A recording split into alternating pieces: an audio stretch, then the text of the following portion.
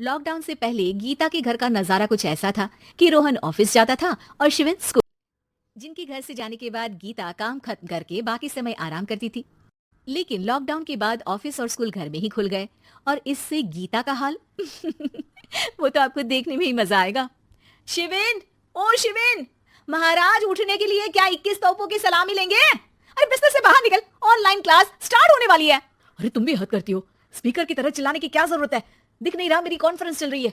अब कैमरा और speaker on कर रहा हूँ, मुझे कोई शोर नहीं चाहिए। इस पर जैसे ही रोहन लैपटॉप का कैमरा और स्पीकर ऑन करता है तभी कुकर की सीटी बजती है। करा लो अब इसे चुप। लॉकडाउन नहीं हुआ, मेरी मौत का फरमान जारी हो गया। दोनों बाप बेटे ने नाक में दम किया हुआ है। ऐसा बोलकर गीता वहां से शिविन के कमरे में पहुंच जाती है, जहां शिविन अभी भी सो रहा होता है। ओ आलसी, अब अगर 5 मिनट में नहीं उठाना तो आज तेरा गेम और यूट्यूब कैंसिल। माँ की बात सुनकर शिविन बिना 1 मिनट गंवाए उठ खड़ा होता है। उठ गया, अभी नहाकर भी आता हूँ। ये नाटक कहीं और, मुंह पर गीला कपड़ा मार और पढ़ने बैठ। शिविन की ऑनलाइन क्लास स्टार्ट हो जाती है, जिस पर गीता उसे वहां बिठाकर रसोई में चली जाती है। थोड़ी देर में उसे कमरे से कुछ आवाज सुनाई देती है, जिसे सुनकर वो कमरे में वापस आती है। हाय राम, तुझे क्लास अटेंड करने के लिए बोला था, कैमरा ऑफ करके बिस्तर पर नाचने के लिए नहीं बोला था।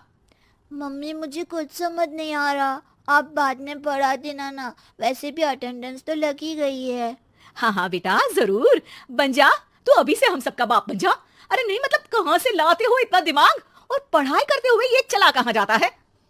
नाइस क्वेश्चन, दिमाग से पूछकर बता दूंगा। शिविन की बातों से परेशान होकर गीता उसे मारने के लिए जैसे ही आगे बढ़ती है तभी वो कमरे से बाहर भाग जाता है। अब शिविन आगे आगे और गीता हाथ में चप्पल पकड़े उसके पीछे पीछे पूरे घर में दोनों घूम रहे होते हैं। इसी बीच वो रोहन के पास पहुंच जाता है और शिविन को मारने वाली चप्पल रोहन के लैपटॉप पर जाकर गिरती है। ओए माँ! मम्मी, आप पापा को चप्पल मार रही हो? वो आज तक के रिपोर्टर, चुपचाप जाकर क्लास अटेंड कर ले, नहीं तो अगली तेरे पीछे लगेगी।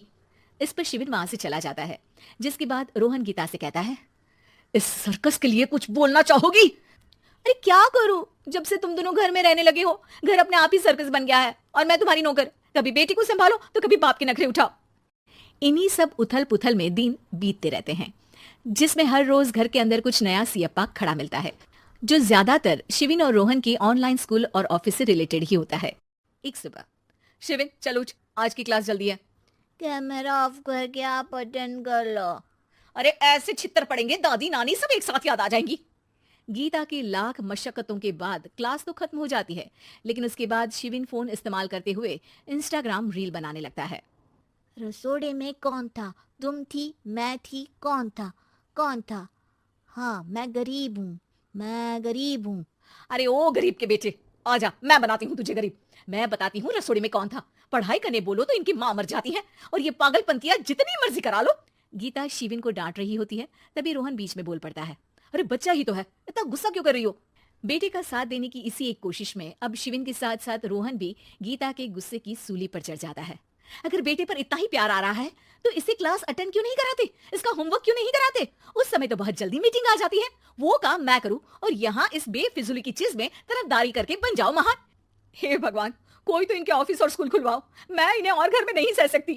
अरे कुछ और मांग लेती, क्योंकि तुम्हारी ये विश इस साल तो पूरी होने से रही, कोरोना। हाय नास बेटे ने जिंदगी ही बर्बाद कर दी। खाए कोई पचाए कोई, कल मुझे चुन चुन कर सबको मेरी बद्दुआ लगेगी। उन्होंने दुनिया का और इन बाप बेटे दोनों ने मेरा जीना मुश्किल कर दिया। गीता वहां से चली जाती है, जिसके बाद रोहन शिविन से कहता है, अरे तुम्हारी मम्मी इतनी भड़की हुई क्यों है? आपकी वजह से पूरा समय घर में रहते हो और उस पर कोई काम कराने की जगह बस ऑर्डर देते रहते हो। अच्छा बेटे, सारा इल्जाम मुझ पर, पूरा दिन तो वो तुम पर ही चिल्लाती है। हाँ, मतलब दोनों का 50-50 है, कुछ करना पड़ेगा। वो कहते ना, make the best out of worst. I have an idea. वैसे तुम्हारी माँ सही कहती है, बहुत जुबान चलाने लगे हो, कम बोला करो।